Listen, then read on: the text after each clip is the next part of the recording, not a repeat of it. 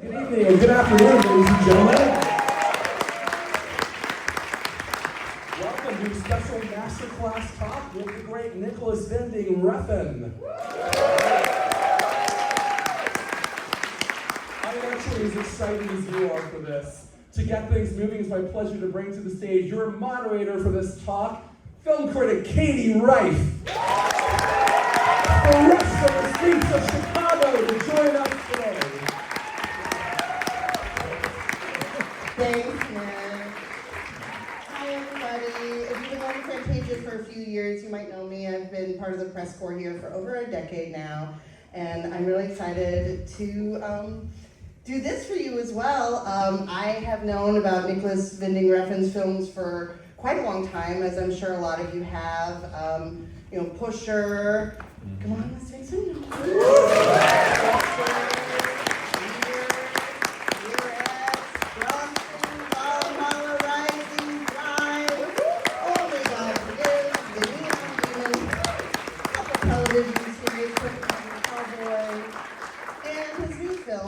Private Hell, and he is here. So we are here to discuss not only Refn's work, but also his restoration work through his company, by NWR. He's one of us. He's a real one. Please welcome to the stage, Nicolas Winding Refn.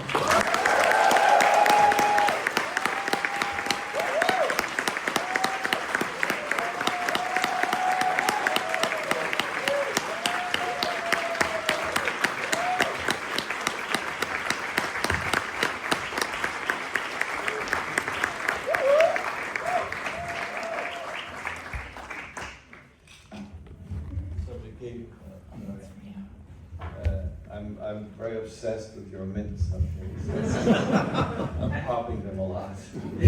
The Depreneur snacks are very good. So I wanted to start by asking, preparing for this talk, I revisited a lot of your films, and I think that if you just saw Pusher and then you saw Her Private Hell, you'd be like, this is the same director? But when you look at your career as an arc, it is this arc from like gritty, but still stylized realism into this intense stylization, this dreamy film that you have made most recently. Did your sensibilities change, or is this something that you've kind of been working towards the entire time? Well, I don't have an agenda, so I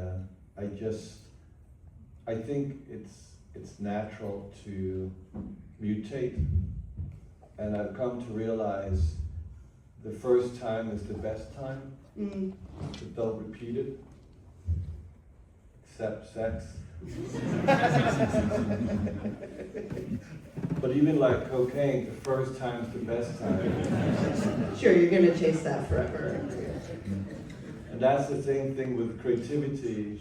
You can get trapped in something that, the failure of success. So I always wanted to see what else was behind myself. And obviously it led to many different avenues, most of them enormously memorable. And even the one that wasn't is still memorable, because everything happens for a reason. So that's how I look at it. Yeah. And so, if the folks in the audience don't know, you come from a family of filmmakers. Your father is an editor and a director, your mother is a cinematographer.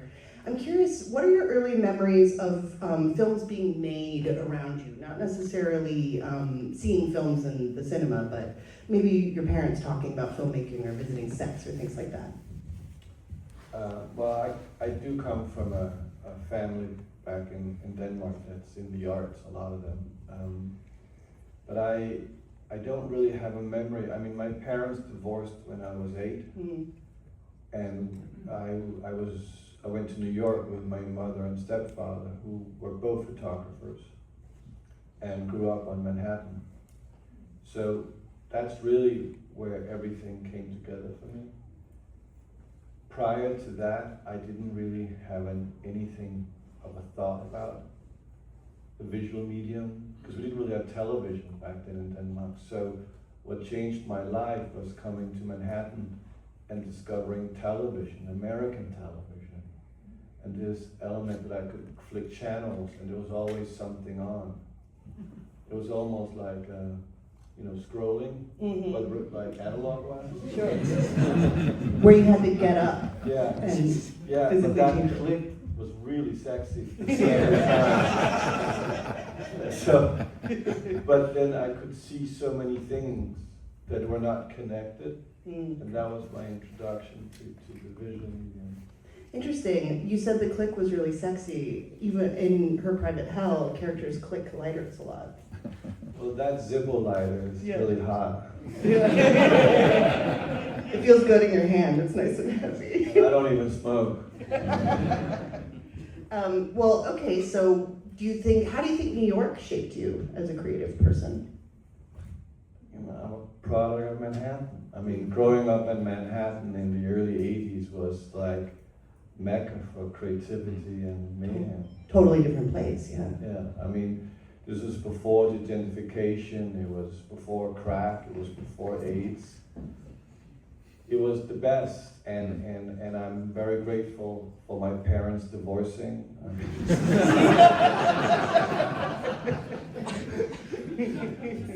And bringing me to America, and in a way, living the American dream, which obviously makes everyone in Copenhagen very angry. Why? Because Danish people have an issue with being the best. They're like the next best. Okay. Sort of a underdog. It's just this Scandinavian, European fact that, I mean, the consequences of equalizing each other's happiness is amazing. But creativity is a form of elitism, meaning that you're there to do your best. Yeah.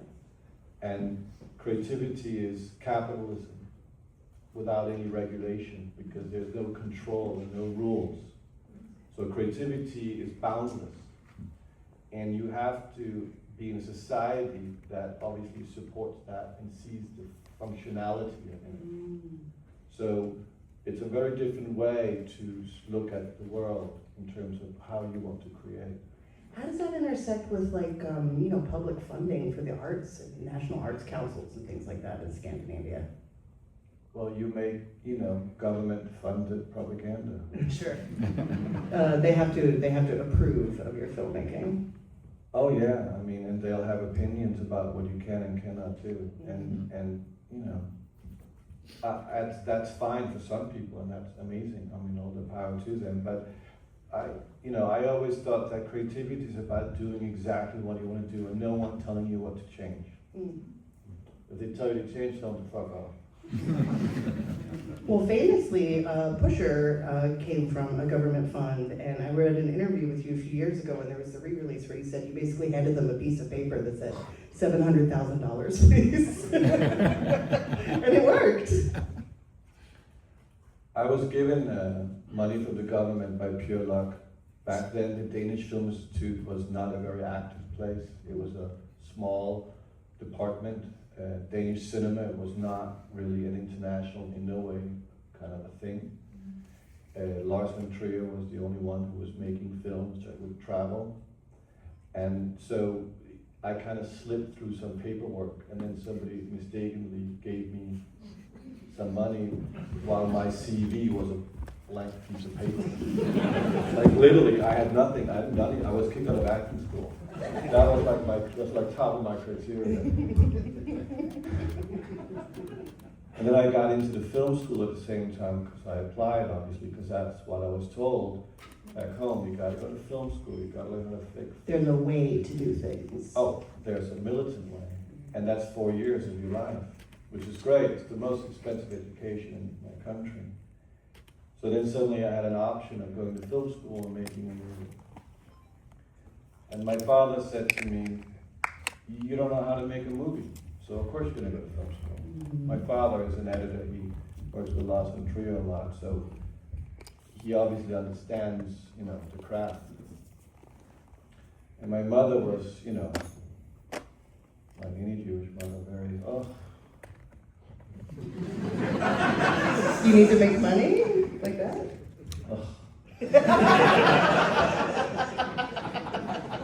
And but my stepfather, I think, in a way, has been very much the foundation of my life and my upbringing, said, "Take the fucking money." Mm-hmm.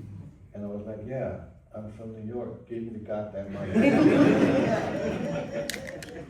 Well, were you holding the camera much when you were filming that film? Because when I watch it, there are these, like, I love the way you do the dialogue scenes. You don't cut from one person talking to the other. The camera just whips back and forth. Were you doing that? How small of a production was it? It was a tiny production. Nobody wanted to work on the movie because everyone thought it was such a joke, like almost like a scam that I had gotten this amount of cash. I mean, to be fair. Well, I mean, believe. No, I didn't do any handheld. I don't have the physicality. I wasn't born strong or beautiful, so I was more. I don't have really any technical skills, yeah, which I thought I had, but I realized I didn't. I'm relating deeply to this, by the way. I'm like, yeah, you use your mind. That's what you have. It's all that. Well, not even that. I had my exhibitionism. Okay, say more. Well, the thing about growing up in New York in that early 80s, that was like the dawn of obviously post-celebrity culture and the idea that a public image was a form of performance. Mm-hmm. And I thought, okay, if I don't know, I can't dance, so, and I'm colorblind, mm-hmm, I'm very dyslexic, can't play a musical note, can't sing, can't play an instrument. I'm a terrible writer because my dyslexia, but also my brain and my hand have difficulties kind of navigating. That's why I'm always holding Legos in my hands. And and I didn't have a girlfriend until I was 24, so I didn't have a lot of prospects. But I came to see that if I could take all these emotions that were in me and craft them in a way that I could become the object, that was my skill. I was willing to expose myself completely. Interesting. So hearing you say all this about yourself at this age makes me wonder if Mads Mikkelsen's character in Bleeder has a hint of autobiography to it? Very much. I mean, the first Pusher is really about a man who doesn't know how to relate to women, which I didn't. Yeah. I mean, I got a girlfriend after I got famous. Well, yeah, you're famous.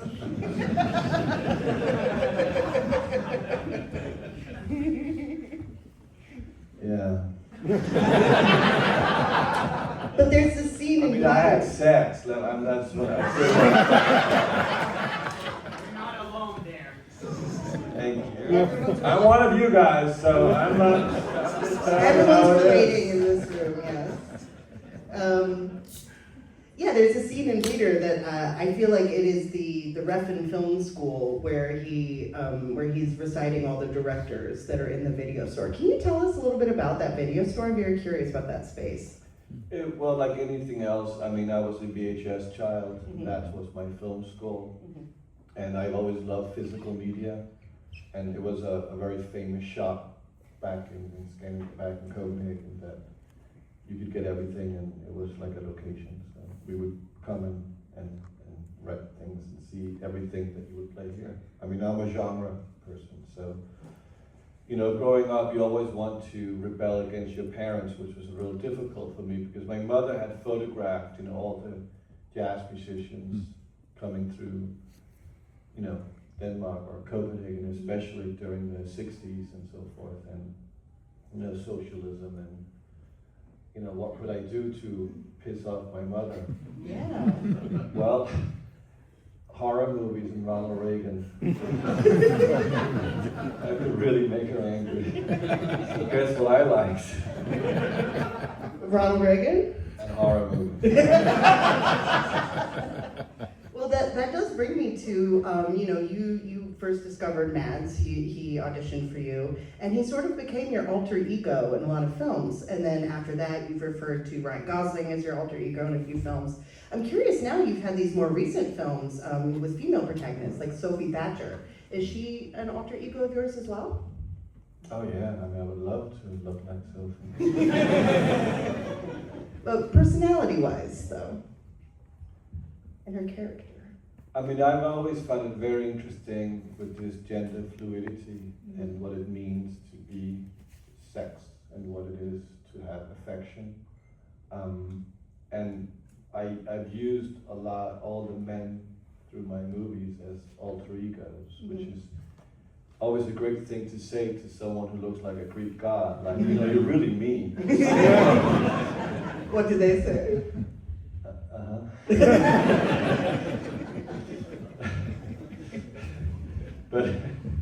But you know, when I did The Neon Demon, which was the first movie with a female protagonist, look, all men have a 16-year-old girl inside of them, and Yeah. this was my version of it. Interesting. I mean, that makes sense to me because I do feel like I have a Ryan Gosling inside of me. So. Yeah, I can see that. Thank you. How's he doing? He doesn't say a lot. He just I kind know, of. he's so quiet. Nice Canadian boy. Yes. Yes. Well, that does bring me to another point, though, which is that in a lot of your films, the protagonists they're men and women of few words. Mm-hmm. They don't say a whole lot. They observe more than they speak. And I wonder, how does that function for you in the storytelling? How do you see those characters then? Well, I'm a voyeur, Mm-hmm. and I've always been a voyeur. Okay. I never really participate. I like to watch. Mm-hmm. That came off really weird. Meaning that I see and that's what I live in my mind, which is not always the healthiest place to be. Mm-hmm.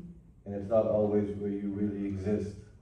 So, you know, I've been blessed with a beautiful wife and children over 30 years, which in a way is the most important thing. But in terms of my work, I only have my imagination, and there I'm the watcher. I'm not the participator. You know? Interesting. Even in your imagination, you're observing.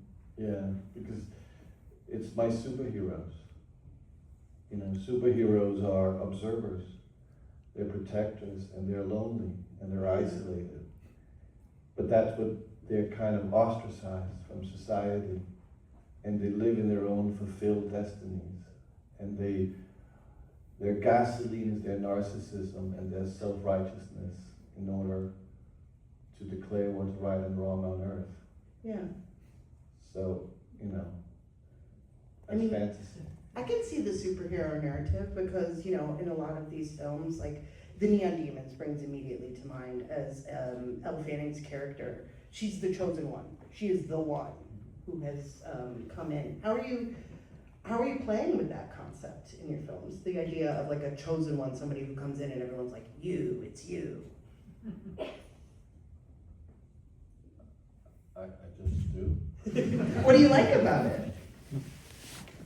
I don't really know, because it just naturally I just gravitate that. Look, everyone who makes creativity always has certain themes or repeats that they're part of them. Mm-hmm.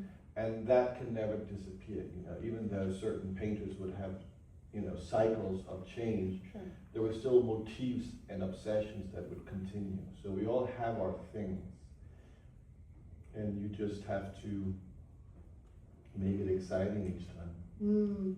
So you're more of the David Lynch school where you don't like to overanalyze your films and you're just sort of trawling your subconscious to see what comes up. Yeah, that sounds pretty cool. Do you meditate?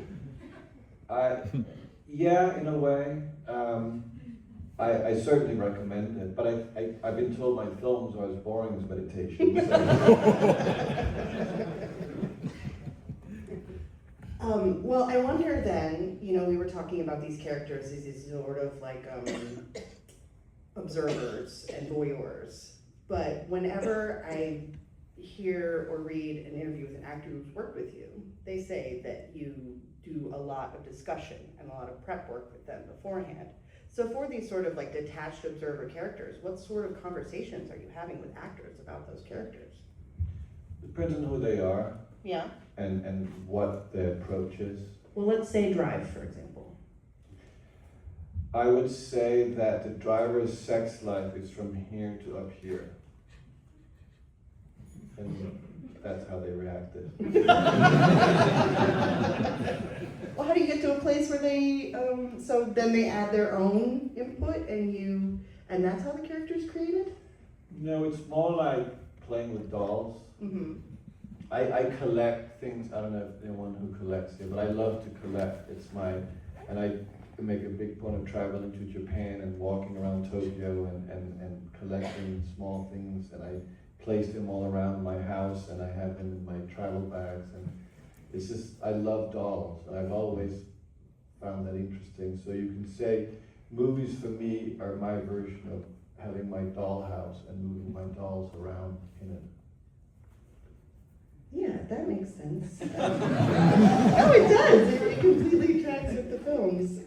So I guess next I will say. I don't really discuss the dolls so much. Right. I hate the dolls. You just play with the dolls. You don't. Stand still. No, just stand still. It's fine. No, you don't need to say that. Don't worry about it. Just look the other way. You don't come up with complicated backstories for the dolls? No, because I say it's doll mystery anyway. Yeah, right. Yeah, they're mysterious characters, so I wonder, like, how much, Yeah. to what extent you were letting them just be ciphers. Well, when I created a television show with Netflix called Copenhagen Cowboy, Mm-hmm. which I sold as I was going to make Push as a television show. They're like, fantastic, great, here's the money. Okay, maybe I didn't say everything. So It's very pusher that you keep scared. Yeah, I was, look, we're all used car salesmen. We'll tell you whatever you want to hear. Mm-hmm. And I kind of devised this narrative of a young kind of figure, a young woman's travel into the underworld. Mm-hmm. But when I meant the underworld, I didn't mean the crime world, I meant the real underworld. Yeah. They just didn't get that at Netflix. And you weren't good. Yeah, any underworld is relevant, right? So it was about a woman who had been kidnapped and had been like sold off as a lucky charm in this kind of superstitious crime community, Mm-hmm. which was very, pusher-like. And then she was supposed to, in the first 2 episodes, she has 3 antagonists she kind of battles through the series. And in the second episode, she kind of reveals her past, that she was abducted as a child and basically sold. Mm-hmm. And after the second episode, I thought, I don't really want to make Pusher, I want to make science fiction show. Yeah.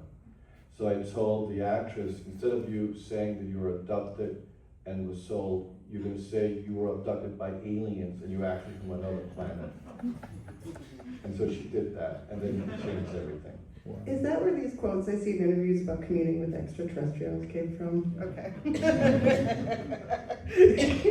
Well, what extent? I'm also curious. You've had a long friendship with Alejandro Jodorowsky, and he's famously a mystic and would read tarot cards for you.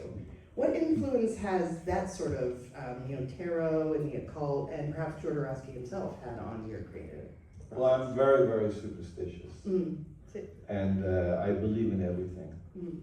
And I met Alejandro, some years ago, and we became friends. And then I would have like a process with every film. I would go and visit him in Paris, and we would have a tarot reading, and we would discuss what I wanted to make and what I should look out for, what should I prioritize, what would be the outcome. Mm. And then I started doing more regularly with other questions I had about life and everything around in general. And that obviously, in that process, you become very intimate with someone because basically he would know everything around me because I would have to show my inner demons to him. Right. And that created a very beautiful friendship.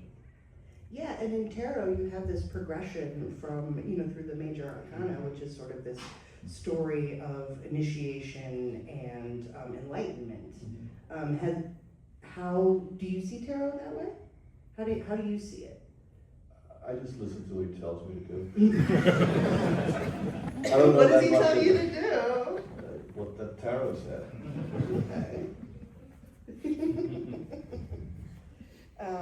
So let's see. I'm also on this subject of not wanting to explain things too deeply. There is a quote from an interview that you gave to the BBC around the time Fear X came out that I just love. It pisses a lot of people off because they're not used to a film without an ending. But what the fuck is an ending,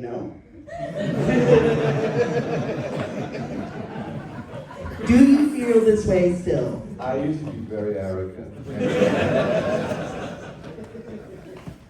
I will say it like this. Yes, what the fuck is there ending? I mean, there's no ending in real life. Sure. Why should there be in art?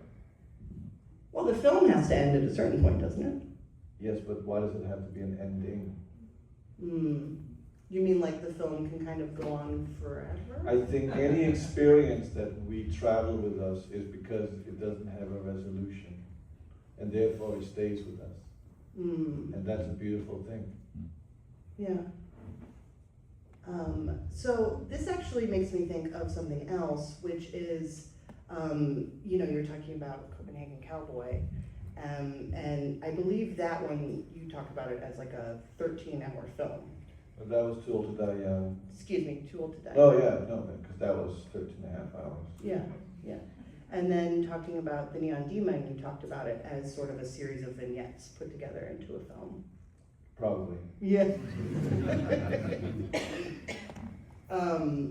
How does this relate to you, to this sort of like internet age and short form storytelling? I mean, I love the internet. Mm-hmm. And I love all short formats. Like I love long formats. I think that what's interesting, I mean, I don't know if anyone read the alerts in the internet, but I died 3 years ago. Mm-hmm. And I was brought back after 20 minutes, which changes your life very much. And prior to dying, I had lived, I would say, I'd lived a wonderful life. It hadn't been painless. And I tried to understand sometimes my mistakes and realized they weren't mistakes, but they were part of the process of whatever I was going towards. I've tried success, I've tried failure, and extreme failure, financial failure. I owed my bank $1 million, I've been bankrupt, I've looked into the abyss multiple times. But I've also experienced the opposite, and I've experienced birth with my kids. And after 30 years of marriage, it's also kind of interesting. So I'd come to this kind of experience that I had nothing in me. I had nothing to do. I had no interest in anything creative, which was terrifying to me because that's all I have in my life. Sure. I've only ever not been creative. Work is my only thing. So I was in Milan because I'd been given the opportunity to build like an installation around a fashion show with Prada. And I was making a film with him as well, where my family were the actors, right?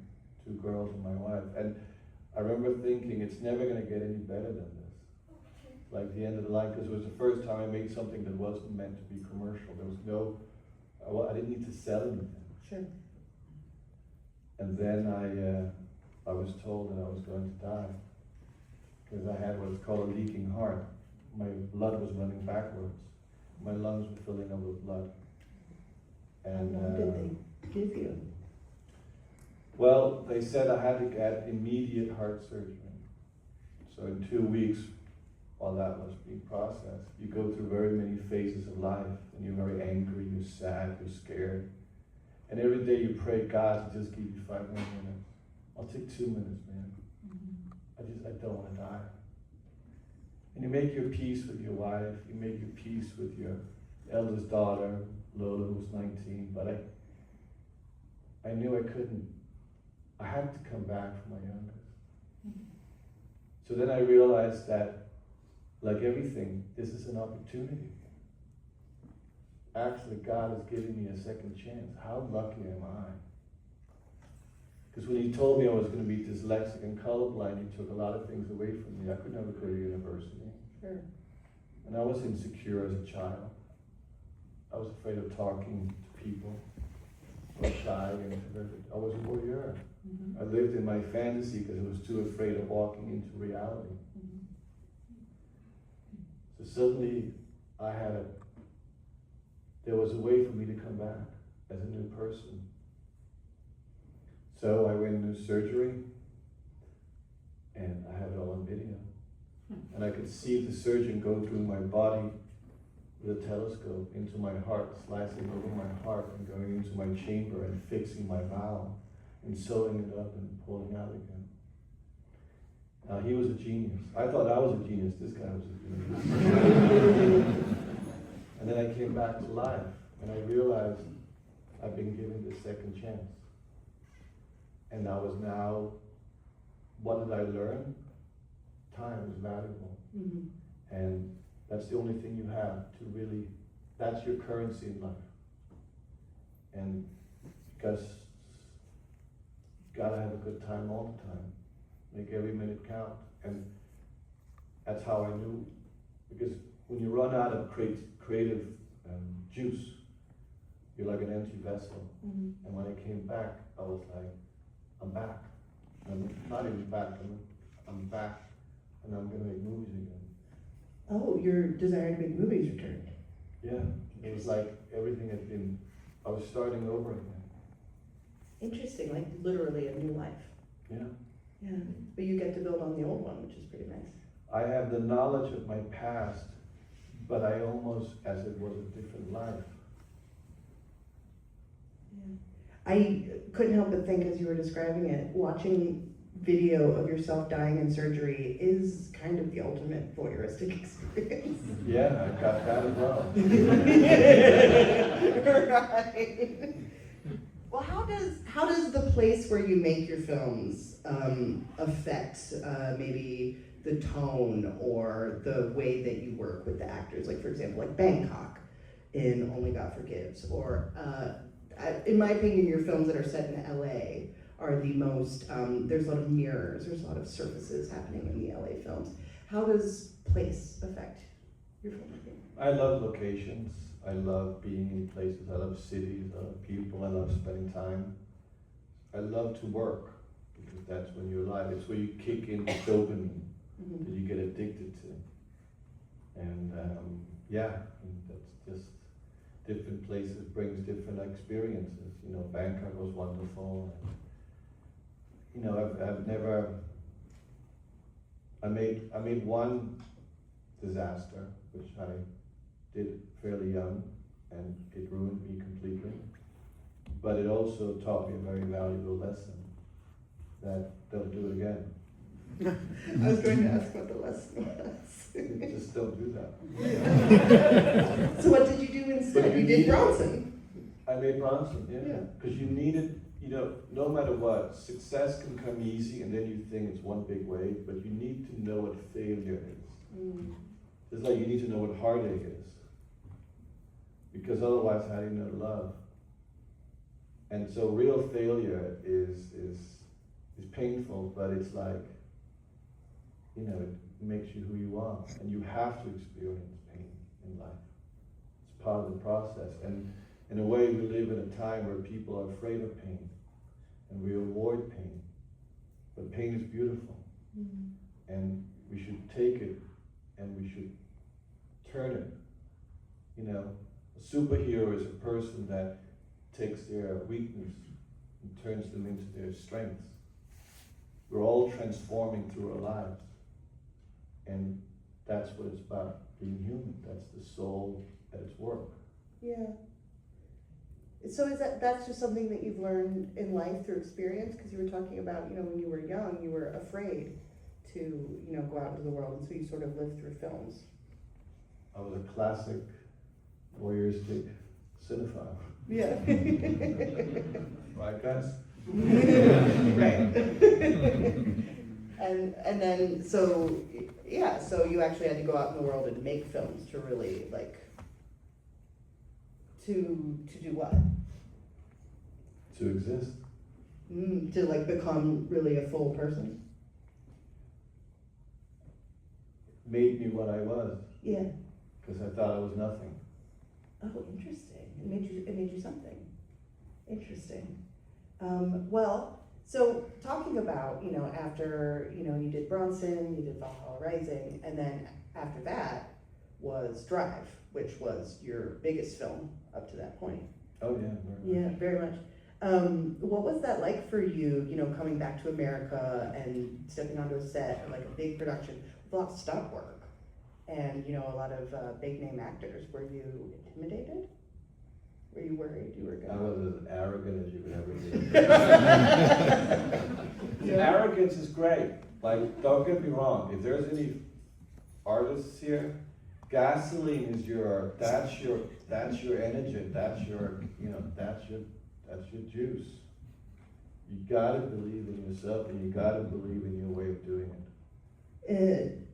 Is there a difference between arrogance and narcissism? It's pretty much the same thing. Pretty much the same thing. Especially in the world of arts. And But I live a very, double life in a way, because at work I'm all consuming, and I'm very, a sense of, it's completely absorbed into myself and everything around me. And then when I don't work, I am the exact opposite. I'm number 5 on the call sheet at home.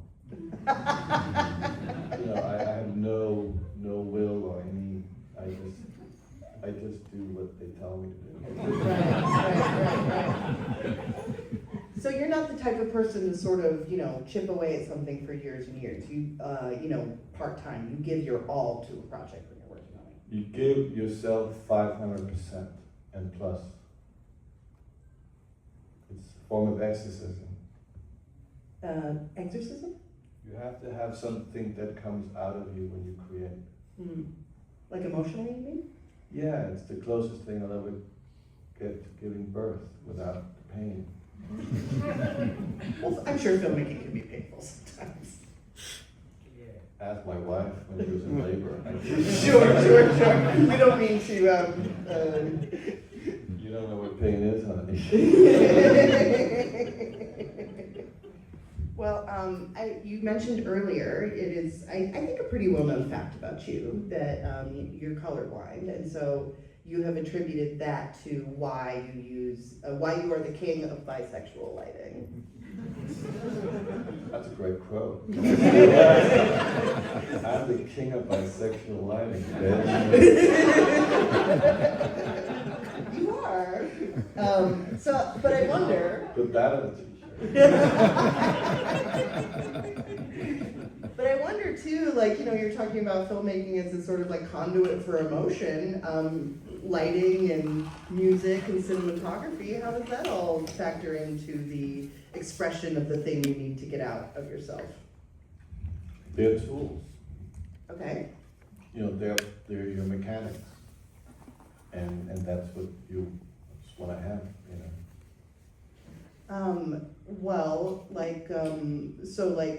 Say you're doing, you're lighting a scene. Are you how literal are you getting with it? Are you the pink represents her journey? Or are you just that looks good?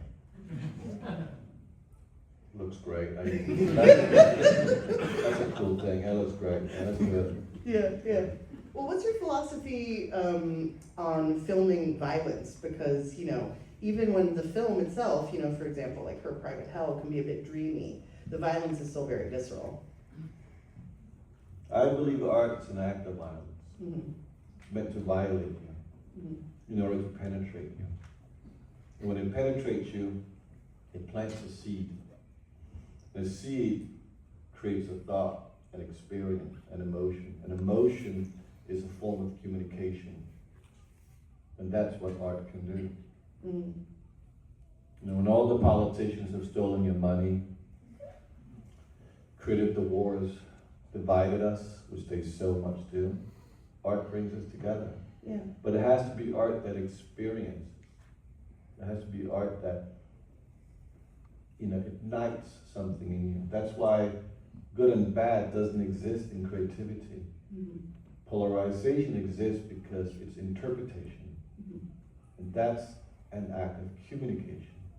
So then people communicate. And that's what we all do. That's why the cinema, like a cathedral, is very essential for a human being. Mm. And so, like, it doesn't seem, does it bother you, you know, you're talking about the polarization. That is obviously different members of the audience taking different things out of the film. Does it bother you at all, like, if somebody interprets a movie in a way that you're like, oh, okay, you got that out of my film? Or is it really just whatever people get out of it, you're happy, as long as they get something? We'll say the latter. Yeah. So the worst outcome would be somebody walked out of your movie like, And that would be pretty depressing. yeah. And I tried that once, and I knew that was never again. What do you mean you tried that once? Well, when I made Pusher, it was such a surprise to myself that I even got the money to make it. That obviously, in my own confusion, I didn't even know why I was making it or that I had the ability to make it. And it became successful, which in a way both was scary and shocking, and my life changed overnight. And I didn't know what I wanted to really do, but I came from certainly a family of the arts, so there was an expectation of what and how you're supposed to handle yourself and what you were supposed to become. And then I decided to make Bleeder in a way which was more just a vignette of very emotional things, because it was really about people making films, and obviously very much about my own past, being, you know, a voyeur. Mm-hmm. But then I thought, now I'm going to make a movie that's going to define me, meaning a movie that's going to bring me into the establishment. Oh. Wanting to be accepted. Oh, okay. Wanting to be on the good side of the law. Sure. And I made a film called Fear X, and which I very rarely talk about because it's a complete disaster on all fronts. And I take full responsibility, it's all my fault. But there's nothing good in it. And I went bankrupt, and I lost $1 million, you know. When you owe your bank $1 million, that's like having a gun to your brain. Yeah. So it was a complete collapse on all fronts. But I was young enough to rise again from it and learn from it. Because like everything, you have to turn your weakness into a strength. So I said, God gave me an opportunity. Go back to year one and start over, kid.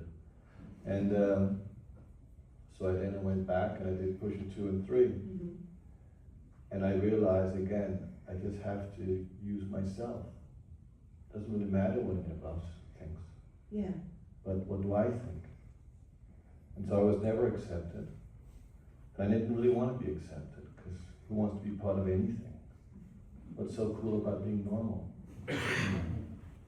And then I went, you know, I made Bronson. And that was my autobiography. And then that gave birth to you know, Valhalla Rising, which was that character that would go on to be played by Matt and Ryan and Natalia in 3 movies. Yeah, that is kind of the birth of the superhero. Yeah. Yeah. So I thank God for destroying me at some point and killing me. Yeah, you have come back from the dead metaphorically and literally and physically. Yeah, and I highly recommend it. Well, let's pivot back into the sort of craft of the filmmaking. You've had a long relationship with the composer Cliff Martinez. How has your relationship with him evolved over the years? I mean, Cliff is great. He was the drummer of Red Hot Chili Peppers, so he obviously comes from pop music. And we had a wonderful run, you know, made some great things together, and he was very much part of the sound, my sound wall. He was a great person, so I loved working with him. Yeah. And do you make music at all? Do you have, what is your relationship with music? You just a filmmaker? I'm just a listener, but I love music. I love all kinds of music. Yeah, what are you listening to right now?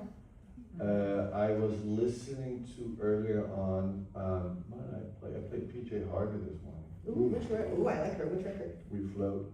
That's a good My favorite PJ Harvey song. Yeah. Yeah. And then I love this Instagram thing where you can put images and music together. That's my favorite thing. So I was like really the Judas Priest this morning. So I was trying to find a piece of music to go together with like an image with this beautiful award. I thought like Judas Priest, Fantasia. Yeah. The award right here. Yeah. That's so funny because yeah, it really is it's pure cinema, huh? An Instagram reel, it's sound and image. So how about, you know, you've done some work, you were talking earlier, with fashion photography, you know, filmmaking for different fashion houses and things like this. How was that work different from what you had done before? It really wasn't very different because fashion is all about objectification in pure indulgence. Mm-hmm. And I mean, I objectify everything around me, and obviously in front of my lens, they're all objects that I objectify Dolls. Yeah. proudly. Yeah. And yes, I'm a man, so I objectify through that gaze. Mm-hmm. There's nothing wrong with that. Yeah. I mean, has that work influenced the films that you've made since then? You know, obviously. Yeah, you can say that form of fetish of clothing and body parts, you know, Yeah, is very part. I mean, look, photographing Charles Melton topless is very fetishized thing. Yeah, that's one of the things I like about Her Private Hell is that it's very equal opportunity in the fetish. I'm a very equal person. I think everyone should exist. Gender fluidity. 50-50. Yeah. Bisexual lighting. I'm the queen of bisexuality.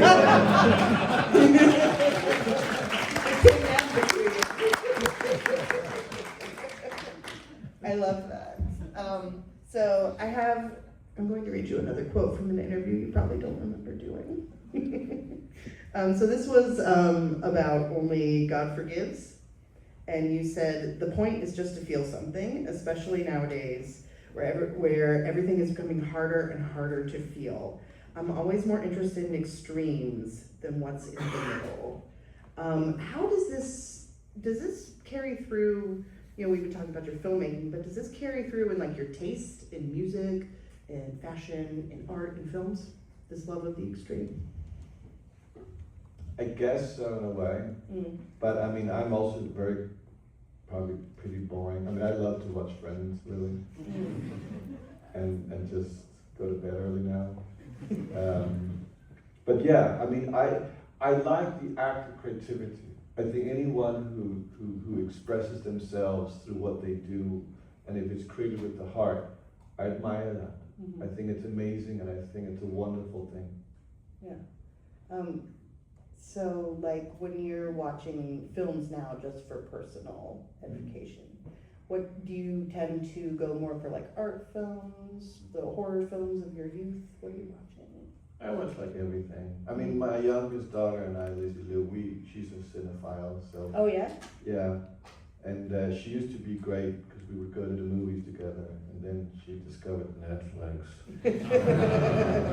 So now I'm kind of having to almost persuade her to move away from some of these shows that consumes her time and try to watch things together. But then I showed her Valerie, Her Week of Wonders, and she thought it was the best movie she'd ever seen. That is a big... I was very proud of that moment. Yes. Yes, that's my daughter. Recently we saw Dreyer's Jeanne d'Arc, which is a silent movie from 1924, which is probably one of the greatest films ever made. Yeah, talk about beautiful images. Talk about, and the use of close-up, telling a story with a face, it's the prime example. So we have these exchanges where we go, and then we go to the movies. So we always go to the movies together, which is great fun. Do you try to influence her taste, or do you let her figure it out first? No, I try to move her into other areas, and I can see what ignites her. I showed her the red shoes and stuff like that. Oh, beautiful. Which she also liked. She maybe thought it was a little boring in the beginning, but the ending she really liked. Well, you were talking earlier about what would have pissed off your mom, so I wonder. Yeah, but it's like, I think again, I mean, I don't show her a Cannibal Holocaust. Sure. Not yet. It's a little too much for me, but I like, we have a similar mind in her. We're very connected in a specific way, I feel. Yeah. Is she an alter ego of yours? She's probably my engine. What do you mean? I think, in a way, everything I make is about her. Oh, interesting. Care to elaborate? It's full of shrinks. I knew when I said that. It wasn't good. So, we started talking about like your taste in things besides your work. I want to talk to the audience a little bit, if they don't know a lot about it, your By NWR project. You referred to yourself earlier as a collector. Did this come out of your collecting, this particular project? Which one? By NWR. Oh, well, yeah, no, so many years ago I decided to create my own streaming site with the idea at a certain point to be completely self-efficient, that I could show my movies in cinemas and then they could be streamed and bought directly from me. Because it's almost support your local artist. And the internet has made that possible with technology. So I think it's a very interesting future that creators are walking into. But then I'm a collector. I love to collect things, and I love to find objects, and I love to collect negatives of films. Yeah, I was going to ask if you collected film prints. Yeah, no, I have negatives. Negatives? Oh yeah, prints are easy, negatives are hard. See, I always refer to collecting film prints as the heroine of cinephilia. Like, it doesn't get, that's where you end up. That's not the gateway drug, that is the ending, but you have found a deeper level, so congratulations. That is a negative. Yes. There's only one. Exactly. There's many prints. And so, you do a lot of restoration. By NWR does a lot of restoration work. How is that set up? Do you have like a group of people that work on that full time? What's the structure? I have an archivist Yeah. who handles it, and then he feeds it out to vendors when it actually comes time for the restoration process. How'd you meet your archivist? A guy called Peter Conheim, who came to me many years ago by a meeting, and then he kind of joined and has been helping me to collect and build the archive. From the negatives. Yeah, it's all housed in LA at the Film Academy. Cool. How involved are you in this restoration work? Oh, I'm technically not very knowledgeable. Sure. So I'm just like, it has to be as good as you can, and it has to be the most expensive version. You said give me the premium option, please. Yes. I take the Diamond Plus. But the titles that you restore, it's a lot of like 60s exploitation films. Bob Clark, Ted V. McKells, Joseph Marwa. And my personal favorite of the stuff on By NWR is these films by the Ormonds, Ron Ormond and the Ormond family. Does anybody know anything about them? Yeah. I love that stuff. How do you encounter these films that you buy the negatives for? They're ones that you've seen and you liked them and you try to track them down? How does that work? No, I heard about them. And from Jimmy McDonough? Yeah, through Jimmy, actually, who was a wonderful writer. He was here last year, wasn't He was too sick to travel. He did an artist talk virtually, as it turned out, with the Ormond films. So he's a very archivist from Times Square, and who's worked for me over a number of years. And he introduced me to this very obscure subculture called the Ormond family. Yeah. And I like things like that. And I like to protect what is disappearing. And I like to protect what can be considered unacceptable.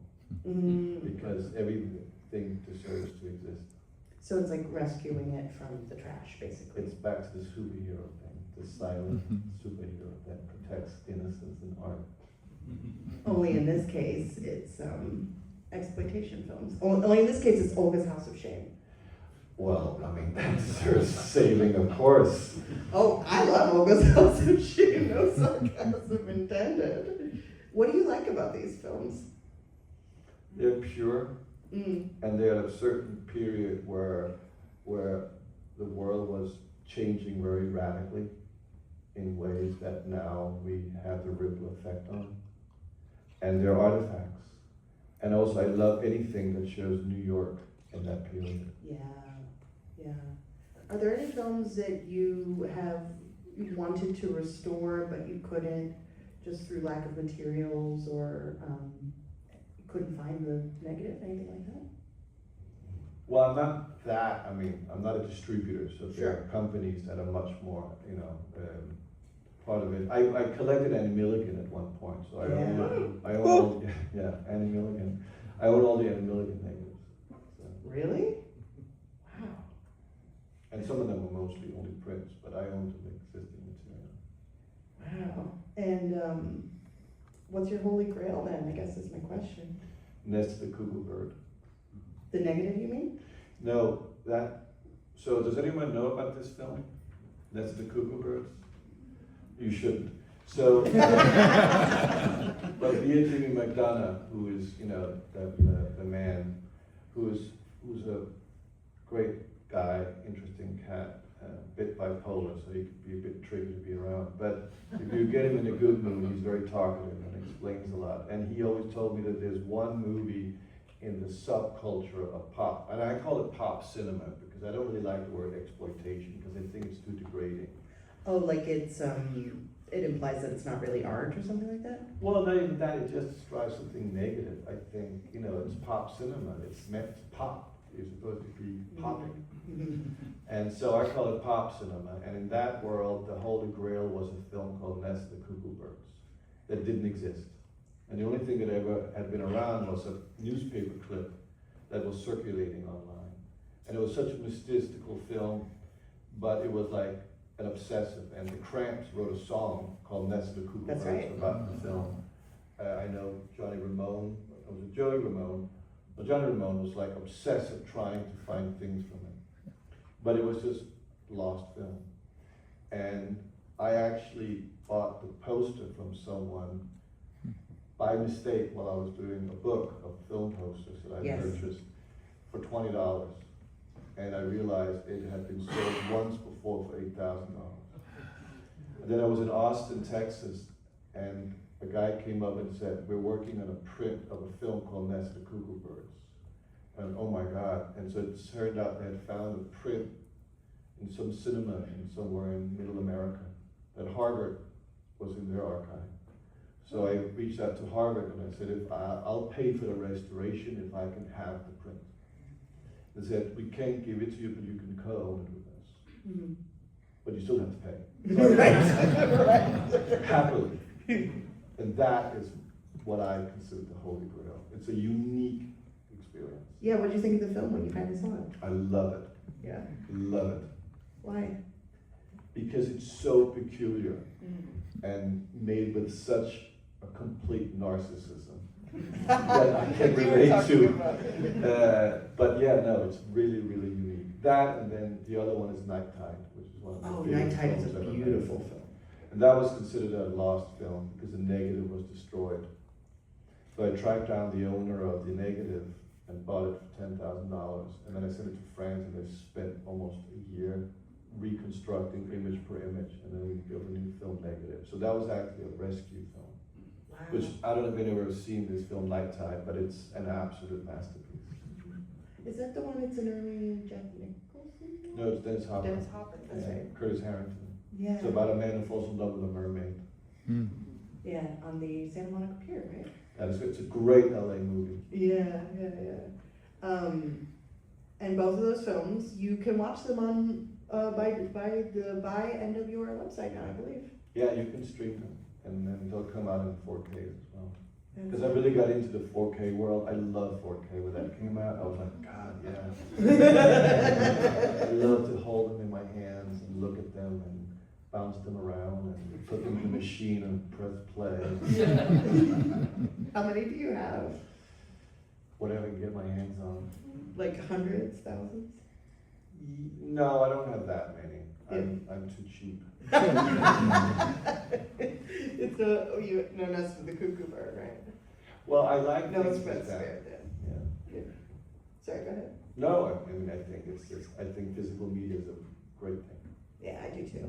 I'm It's glad. like records and vinyl and CDs. I still buy that a lot, and I recommend them. You can tell a lot about a person in what they have in their music or books or films. And I find it very sad when I come to homes, which I do a lot, where I see people have just abolished their physical elements, and it's just white walls with pictures on and something in the cloud. I find it so sad in a way, because you don't really know who they are. You know who people are by what they consume. That's really how you know them.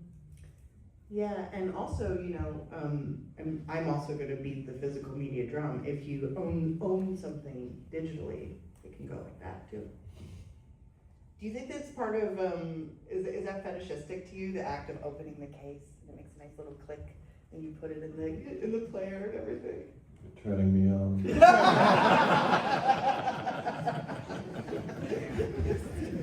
Well, I guess I have one more big question for you, and this one's pretty broad. So we've been talking a lot about beauty, and aesthetics, and taste. What is the relationship between beauty and taste? Because different people might find different things beautiful, depending on what they like. Yeah.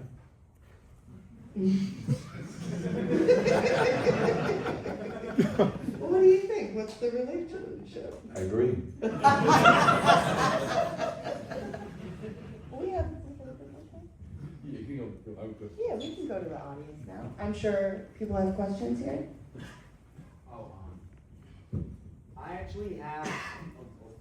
He's written it down. I actually have a couple of questions. Let's do one. Okay. The main question I have is honestly regarding artists in general. Basically, a lot of your work is controversial. I will admit that there are a lot of scenes in your films, including the violence, which would turn a lot of people off, and a lot of pearl-clutching conservative folk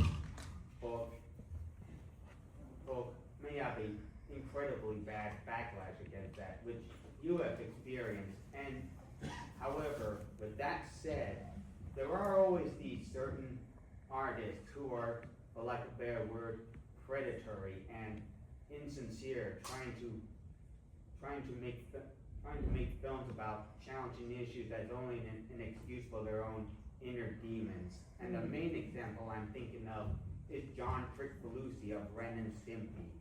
And basically, I know this is a really loaded question, but I think you're the right guy to ask. What is the difference between real artists like yourself and people who want to make films to exploit minors and all that awful shit? How do you make provocative or controversial films without being exploitative? Be a good person. Absolutely. Like on set or just in all aspects? Just be a good person. Don't be an asshole. Okay. No yelling on your sets, is that? No yelling. But even, I think it's an interesting question, because there is this blurry barrier between the result and the creator, which right at this moment is very much being debated in terms of when we look back at artists. But I think that you are what you make, so you have to take responsibility by that.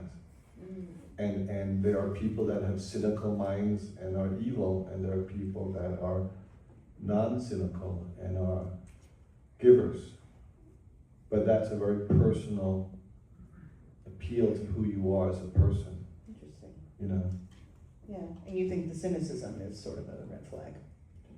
Cynicism is part of everything, but it doesn't necessarily mean that it's destructive, it's just who you are. Mm. Yeah, but you can put it, you're basically saying that you can put that towards destructive ends, basically. Oh, absolutely. Yeah, yeah. All right, let's see. There we go. This is fun, I get to pick. How about right here in the black shirt? Hi, thanks again for all your films. I wanted to ask about the music of Drive. Did you kind of come up with using synthwave or normal disco, or were you probably nuts and you heard this cool new sound, or was your nephew an influence, or how did that come about instead of traditional score? Well, I love pop music, and I love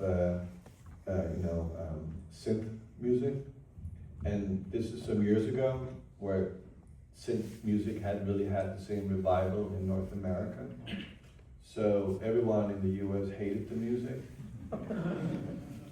And a lot of the inspiration actually were Canadian synth bands or come from France.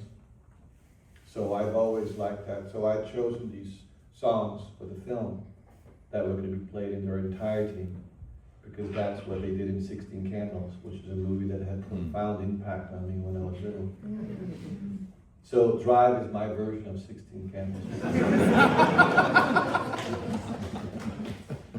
Let's see, in the middle there, in the black cap, you put your hand up quickly. Given your earlier comments on, and also your own upbringing and how you got into filmmaking, do you think there's any real value in going to film school?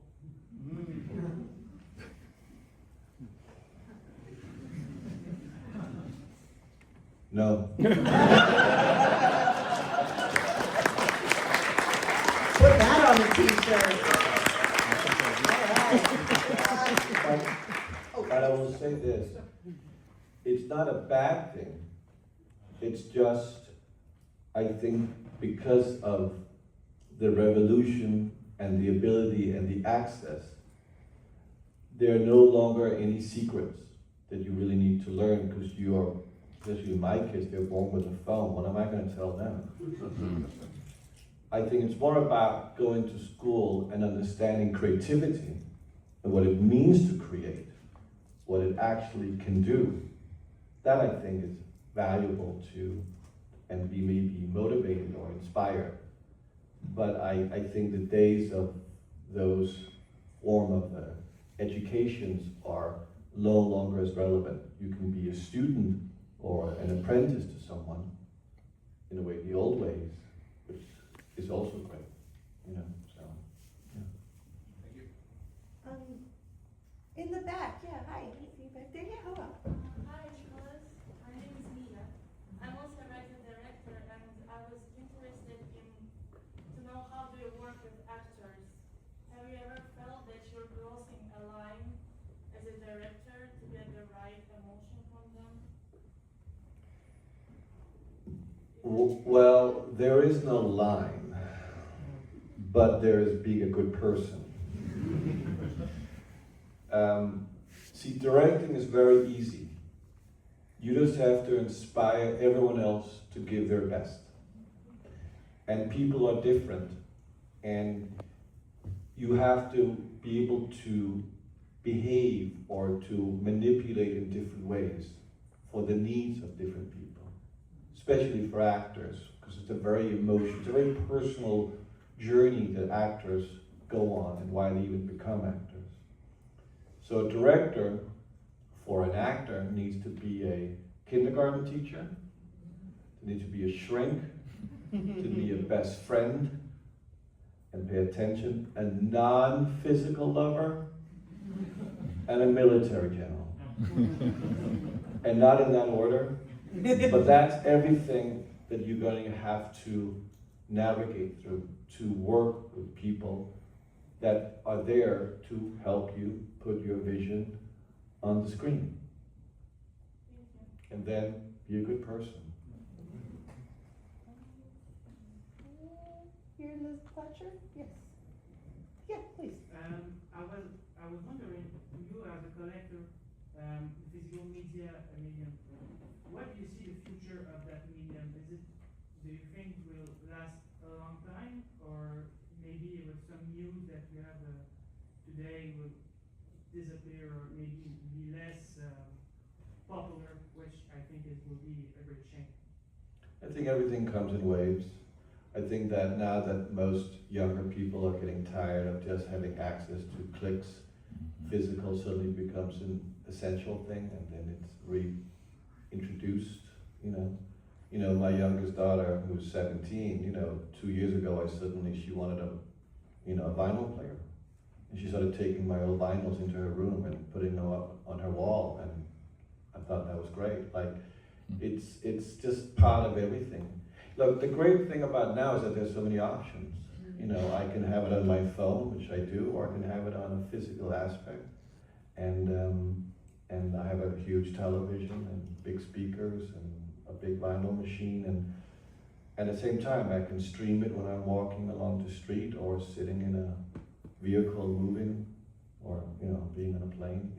It's there's just more of everything, but I don't think anything will ever disappear. And according to the companies that I know, that physical media, like that's their lifeline, are they're very much they're very successful at the moment. Thank you very much. But that's because of people like us. Yeah. One follow-up though. How about cinemas, going to see movies in the cinema? Well, that's my really main concern, and I think the real problem lies more in it's a social issue, because if a city doesn't allow spaces for worship, cinema, plays, or music, it loses part of its existence. And so it's actually more like an emotional, sociological problem that's happening around our world, where these places are disappearing. And we have all proven that we need each other to coexist, and we enjoy it. So I think cinema is such an essential place, because it's not just about the movie, it's about the collective experience. That is the difference. And even though everything is digital now, it still is more than ever, it's the collective experience that really matters. So I think it's very essential. And I know in Italy, there's an amazing foundation of a young Italian group that is preserving cinemas in Rome, and have, I believe, the only cinema that runs 24 hours a day, which is an amazing achievement. And so it's very beautiful, and it's very successful. So people want it, young people want it. So I think you should demand that there should be laws in Montreal where you have to have X amount of screens or films. Yeah. I believe that's all. Unfortunately, I'm so sorry everyone, this is all the time we have for today. One more time, please give it up.